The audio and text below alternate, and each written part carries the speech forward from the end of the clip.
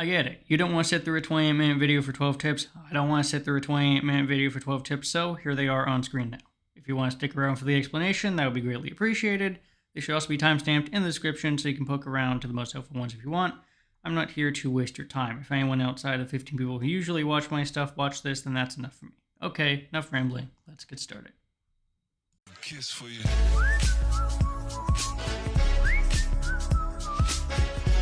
Alright, today we're looking at 12 tips for new players going into last Epoch 1.0. Now, these 12 tips are going to be pretty eternal, meaning that I hope that these can be relevant for as long as the game lives and not just for the time being. So these tips are going to be kind of general guidelines or ideas that I have that I think are pretty useful that the game either might not tell you or that are obscure by some fact or that you kind of learn after a bunch of hours of playing. And so I hope that new players can hopefully understand this a bit better than some of the other guides that might be more for advanced players. So the first tip I'll give you is that you make sure that you do the side content or the side quests in this game because they give you important passive points and idle slots.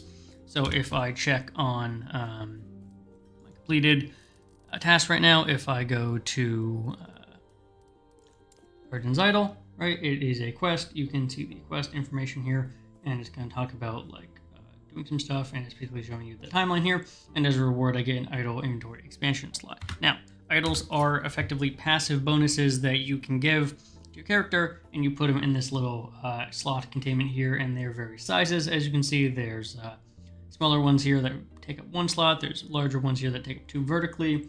There's even bigger ones that take up 2 vertically, and there's ones that take up whiff slots, 2 horizontally, 3 horizontally. There's ones that take up 4 in a massive chunk, that kind of thing.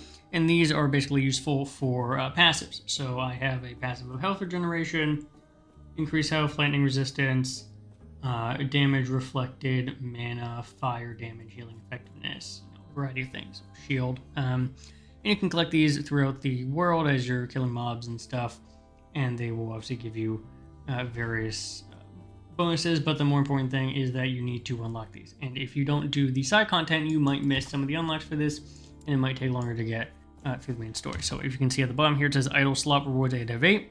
These are around the world. You'll just do them, find them by mostly doing the side content, and you'll get idle slot rewards and that. So I would just say do those. They are indicated by a blue tick mark next to a character's head, either blue with a question mark in it or just a normal exclamation mark, I think, and it will some kind of color that's indicating that it's a side content, but you should do it because you can get not only passive points but also idle slots, which are quite important. And you can see at the bottom here how many you have. Idle slot rewards 8 out of 8, passive point rewards 15 out of 15. Passive points are pretty simple. They're just like the skill points. Similar to skill points, they are things that you add to your character like this, and you can go into things like increasing vitality, and then whatever your class-specific things are. So that's the first one, making sure you do the side content for items. Tip 2, looking at gameplay settings. So, unlike a lot of other ARPGs, there's a couple of settings here that I think are quite useful that you should be aware of. So before we talk about it, let's actually get into an area here. Okay, good. So, gameplay stuff. Let's look at that. The first thing is move to melee attack enemies that are out of range. This basically means that if I am going over to an enemy, I'm not going to accidentally stop and try and melee attack them. I'm going to go over to where they are in location and attack them. Displaying damage numbers is optional, but I do like it because I like to see how much damage I'm doing. Displaying health bars. I do believe displaying health bars over enemies is off by default. I definitely want to check that on so I can see how much damage I'm doing. Same thing with health bars over minions. Loot filters, making sure those are obviously enabled if you want to filter out your loot here. Talk a little bit about that in another tip. And one of the main ones that I want to look at here is the item ground label affix indicator. Let's turn that off for now and show you what that means. If I take this ring here, typically in ARPGs you'll see that it's just like this. It has whatever color it is, and it just has a black border behind it, a black outline, and nothing on the side. And this basically is just how it typically looks. However, if I enable settings for that, you can see 2 dots up here. Now this is really useful for the crafting system or the forging system. These dots basically show you what you can add to this item if you were to forge it. So there's 1 dot on the left, meaning there's 1 prefix, and 2 dots on the right, meaning there's 2 suffixes. If I pick this up, as you can see, you can also check this info by looking at where the little indicators, the arrows are next to each of the items. So like increased necrotic damage, there's a little arrow pointing to left. That means that's a prefix. The ones on the right are the health regeneration and fire res. Those are suffixes, and you can tell that both on the ground by those dots and in the inventory here. But if you didn't want to have to pick up every item to check this, having that setting on lets you so that you can look before you pick it up to see if it has affixes available to be added. So that's what the ground label affix indicator does. Auto compare items is another one that I like to have on because it just makes going through a bunch of the items that you'll get in the game a lot easier.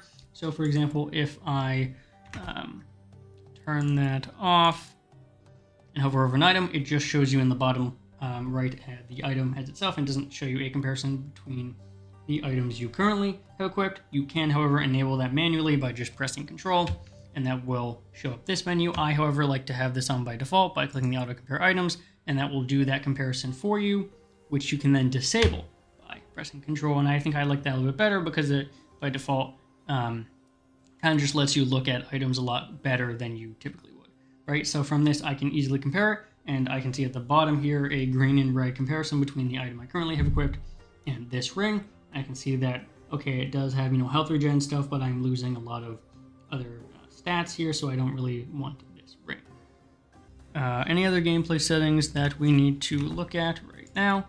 I think those are the main ones I want to go over.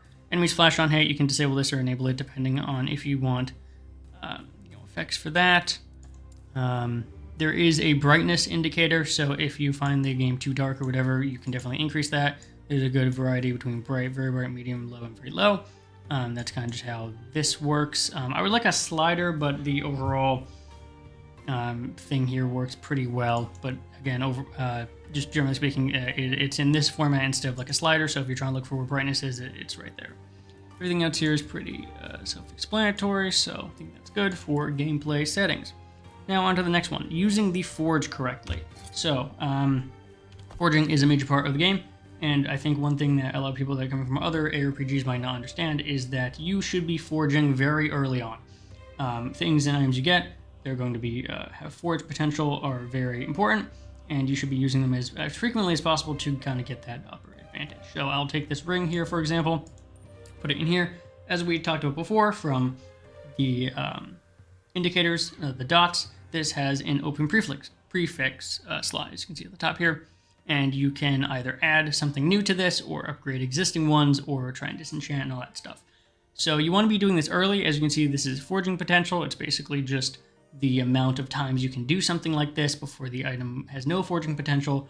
And at that point, the item is pretty much complete. And you can still disenchant it, basically, if you want to, whether, once it's complete, once you don't need it anymore. But you want to be forging early. So for example, this ring that I might end up using has necrotic, health, and fire res. So I can upgrade necrotic damage, health regen, and fire res. I'm really interested in health regen because I think my health regen right now is a little bit low. I'm going to click this button, and it's going to say it costs between 1 and 18 forging potential, and I have 29 remaining. 18 is a lot, and I don't necessarily want to use all 18, so I'm going to use a scroll that basically gives me a 25% chance to not use anything. And that's about it. I'm going to click upgrade, and I got -5 forging potential and a 9% increase in health regen. I'm going to do it again. I lost 20 forging potential, which is a lot, but I was able to get 15 health regen, and now my affix is maxed. When you have a maxed affix, that basically means that you are at the highest tier that the item can get for now, unless you upgrade it later on. So right now we went from health regen of a pretty low amount to 58%, which is quite a lot. So now if I look at this item, it's a 58% increase of health regeneration. Now, unfortunately, because of the other stats, that this isn't that useful at the moment for me because I'm running a minion build, and so I need minion damage and minion health. So this increase in health regen isn't that useful. No problem though, because I will just... Do I have any? I don't have any red. The red one here is ones that you can basically suck any affix out of it into the shard form of it and use that for new items, right? I don't have any of those currently, but I do have a shattering, so I'll just show you that. Even if you have no forging potential, pretend this was 0, I can still shatter. And it will get rid of my fire res and necrotic damage shards. and add it to the forge. Now, unfortunately, I did not get the one I wanted, which was health regen, but that's kind of just the luck of the draw, how this works. I was able to get some of them, though, which I think was pretty good. So yeah, forge early, definitely use that. Don't forget to not do that. You can get some pretty busted things early on that kind of make it a little bit hard to swap items out, but it is definitely useful, right? I ended up upgrading, I think this ring to like 40% increased necro damage, and this relic here to 70% increased minion health and 50% healing effectiveness and 50% health regen and 70 health. So this is really my health boon right here, which gives me obviously a lot of health for necromancer, which I think is pretty good. So yeah, you kind of just do that and you can get some crazy big stats like 80 minion health regen and 105 minion armor and stuff. So definitely a good thing to keep on doing that.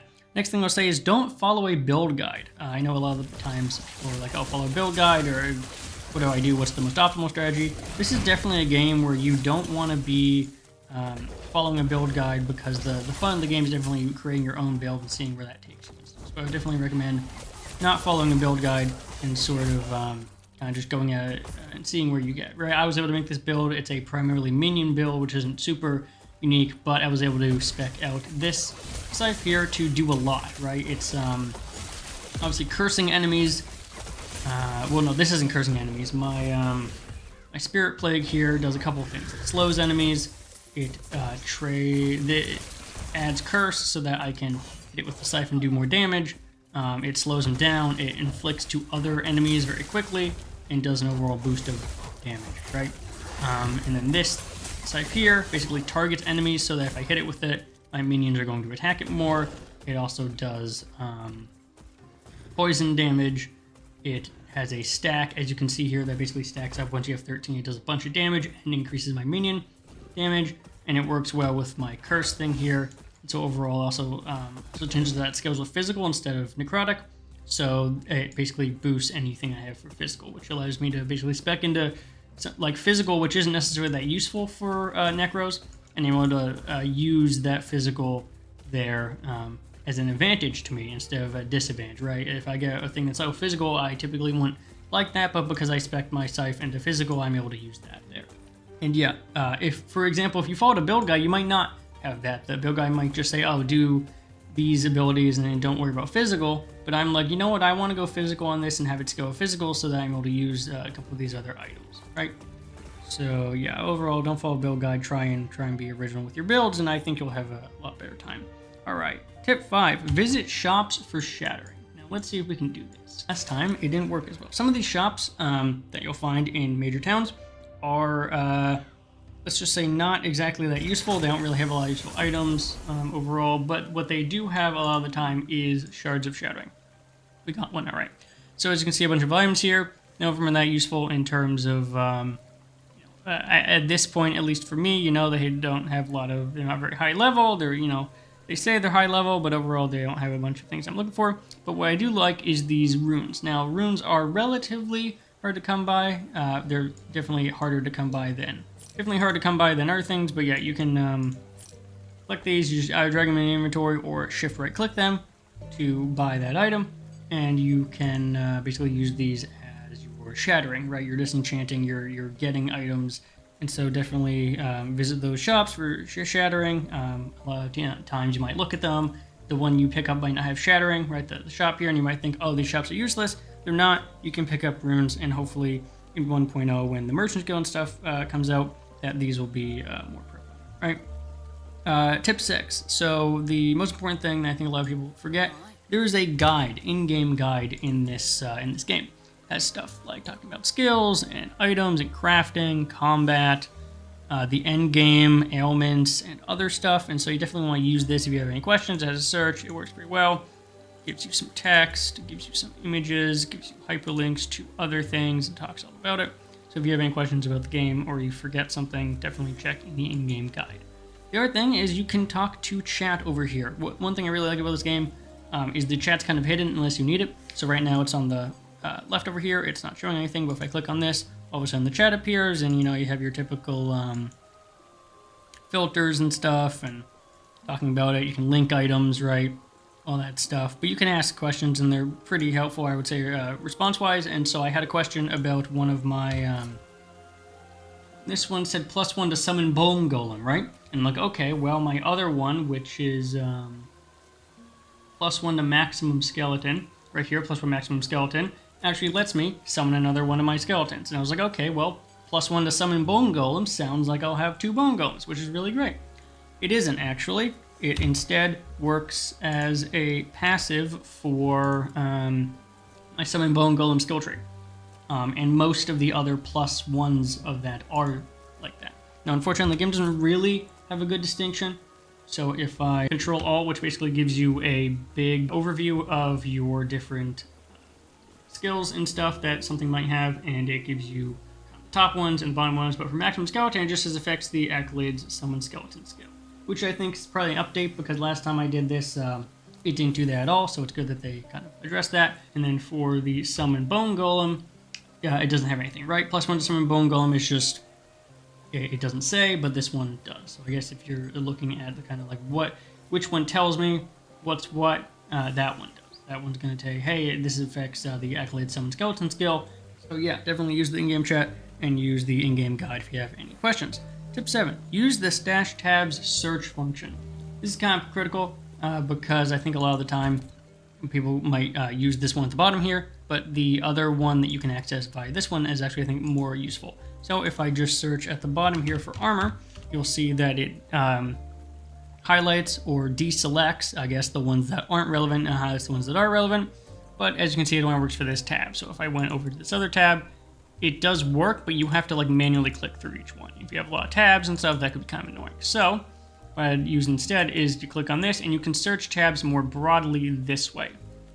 So if I, by default, it'll show you your 2 tabs, which one you're on currently, and that kind of stuff. And if I type in armor, it will unselect the ones that aren't relevant. So idols went away because I don't have any armor in idols, but in general stash tab 1, I have it and it highlights all the same. I can then click on stuff I can't use stash tab 3 and see that it highlighted 2 other items here because these items are armor, right? And so you can easily see based on both stash tabs and the entire thing which stuff is relevant to you that you might not be able to if armor was just selected here. There is a little bit of an error, as you can see. I X'd out of armor here, and it reverted back to the base search, even though armor is still selected here. So you basically just have to retype it in. Maybe that'll get fixed, hopefully, at some point. But yeah, so now it's working, and as you can see, it shows all the armor that I can use in both of these. So definitely use that function if you are having a bunch of stash tabs and need to find a bunch of information about it. Tip: you can fast travel from anywhere. So I learned this out pretty quickly, but in case you forget or aren't aware, you don't need to be in any specific section of the area, so you don't need to be on these like portals, or you don't need to summon your own portal to fast travel. So you can fast travel to any location from anywhere. Just note that unless you've unlocked a ground sigil, I guess here, you won't be able to fast travel to that. So what I mean by that is if I go over here to the area here, let's just these real quick. I'm over here, right? And I'm like, oh crap, I forgot something. I can just open the map here with M and go to wherever I'm looking for. I don't need to go to a specific location. However, if you are, for example, at the crossroads or at the dry river or at Keeper's Vault or any of these other ones that don't have one of these, you can't fast travel to them. You can only fast travel to ones that are here. And you might, for example, this one, the Fortress Gardens, does have a little star here, meaning if I did find the sigil, I could fast travel, but right now I haven't unlocked it, so I can't fast travel there. So definitely in a new area here, like if you just got to Radiant Dunes, you're going to want to go to this sigil here. It'll be all grayed out, and then it will basically unlock, like do-do-do-do, and it will unlock, and then you can use it as fast travel, but then you can also use it, I can click on this and use it, but then I can also use it if I'm in a different location to travel to, right? So just keep that in mind. If you go to an area and it has one of these things, but it looks like this, right? It's locked. Go around the area and try and find it, because then that will unlock it and give you the ability to fast travel. But you can fast travel from anywhere, which I think is really nice. So you don't have to keep going back here to fast travel. All right, the next tip: use your loot filters. That's obviously pretty, basic knowledge and stuff. But I think what people might not realize, or it's not really told to you, is you can actually disable and enable your loot filter in real time. press of a button. So I'll show you that in a second. Let's just get rid of all these. I'm not using my abilities right now because I'm looking at the list here, so. Well, these are right. So we have a lot of mobs here, but luckily my sight here is pretty good. All right, so let's click on X and it will unveil, in this case it's only one item, but I think it still works. So if I press and hold X, I can disable my loot filter temporarily to show other items. So the item here, it's a blue item because I don't really want blue items because my item right now is yellow, which is a higher rarity. And it's generally better because it's the one that has all the health on it. And so I can easily see that if I just do this, I can unlock and show items. Now what I like about this is the fact that not only can you do it in real time, right? But it's also still visible. So if I look closely at this, you can see the blue marker beyond all this stuff. And so it's really nice because instead of just hiding it completely, it does kind of still show some of it. So you might be able to say, "Hell, maybe I want this item, or maybe I made a mistake in my filter or something," and you can disable it right there, which I think is pretty good. So yeah, definitely using the loot filters and pressing that button to make sure that everything's working out is really nice. You don't have to keep going back into the settings tab to do that. All right, tip 10, something that I think a lot of people are going to need to get used to is the fact that this button is really good. It's highlighted now, which is great, but this is a really nice button. It basically transfers all your materials, the runes of shattering, the shards, the affixes and stuff you get, and transfers it into your forging menu, and it shows you your overall totals here. So if I click on this button, everything gets sucked up and it gets added to the total. I can then view materials from this button. I can see all my modifiers, all my glyphs, forges, and I can search for my affixes like this and look at all of them, right?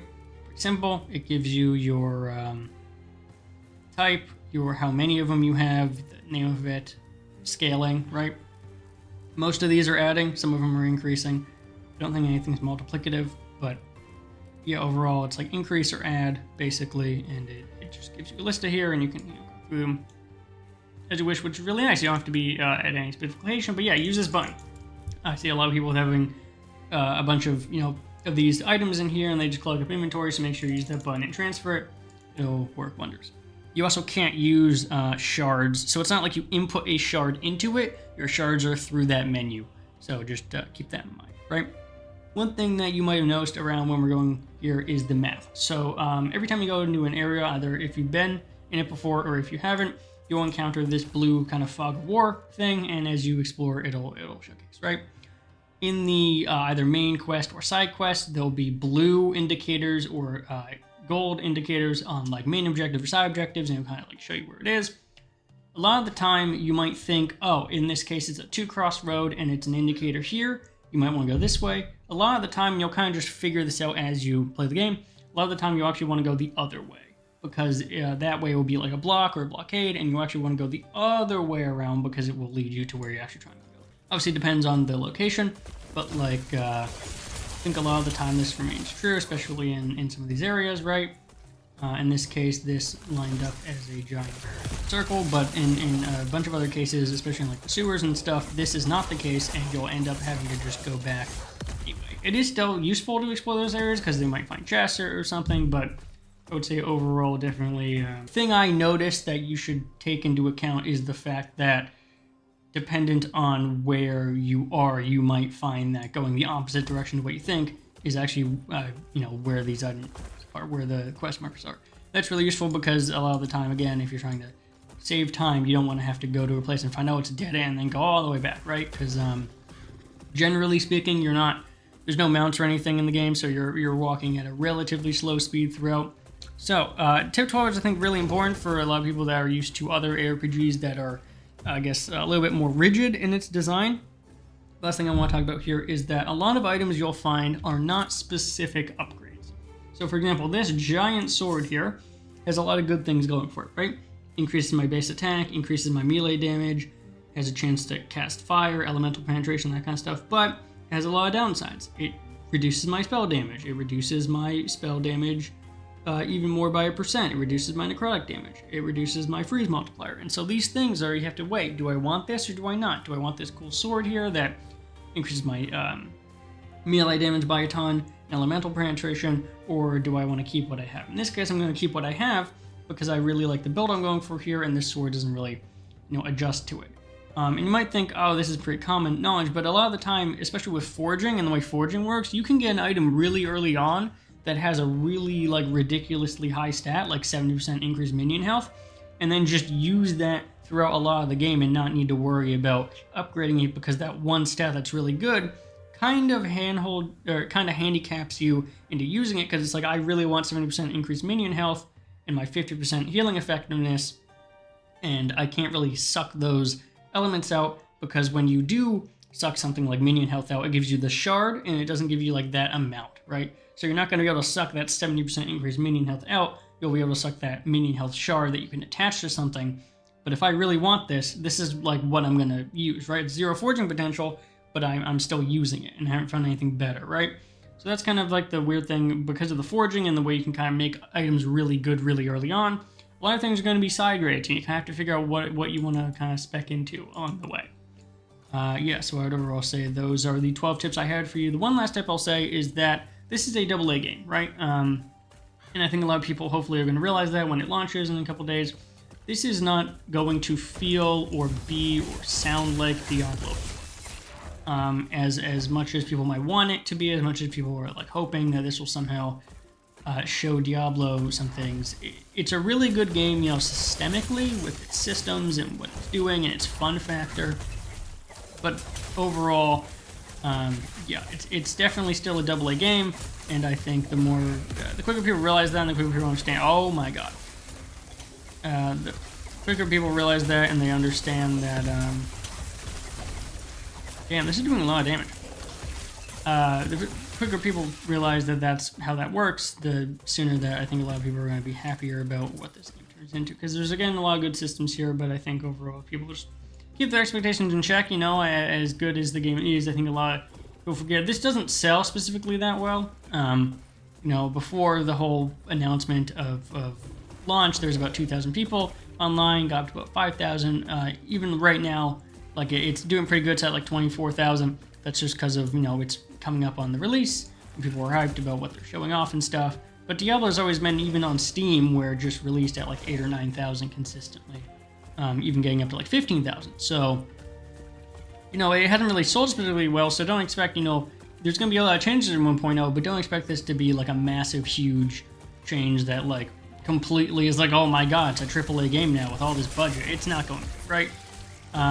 I guess a couple more notes on like story. It took me about, with doing most of the side content, took me about 25 hours to do the story and some side content. The story isn't complete as of filming this, but they said they are going to be completed. Maybe not for 1.0, but definitely sometime soon. So you'll get to about level 55 and then complete it, 55 to like 57, I would say. And then it will just take you to immediately the end game once you beat the final boss, and it's like, oh my god, they're still out there. But you gotta do monoliths, which are the end game stuff, right? I do like the variety of locations and the variety of environments and stuff. The enemy variety is also pretty good. They do a good job introducing new enemies and stuff that kind of make your especially in the later levels, I was actually kind of impressed. Like, I typically think at that point things are just going to become harder, but not necessarily more interesting. And I was really impressed by sort of the enemy ingenuity and kind of what they were doing, right? They weren't all just doing one attack. They were doing some interesting stuff, and kind of had to change up my playstyle. Because my playstyle right now is pretty like minion focused, right? They're doing everything, I'm lying in the back. Well, in the sand area, all the snakes and stuff attack you directly first. So I had to kind of change up my game plan, use my scythe more to attack them, and kind of target my minions to them and stuff. And so it kind of did change up kind of what I was doing, which I think is really good. Oh my god. Okay. But yeah, so I had to change my playstyle because of those elements. So yeah, I overall think that this is definitely a very good game, and you should be checking out for 1.0, and hopefully my 12 tips here and commentary and kind of helped you make a decision, kind of more understand kind of the game's systems. Because a lot of things are really good, but some things aren't necessarily explained that well. So hopefully I was able to shed some light on that. All right, I'll see everyone next time.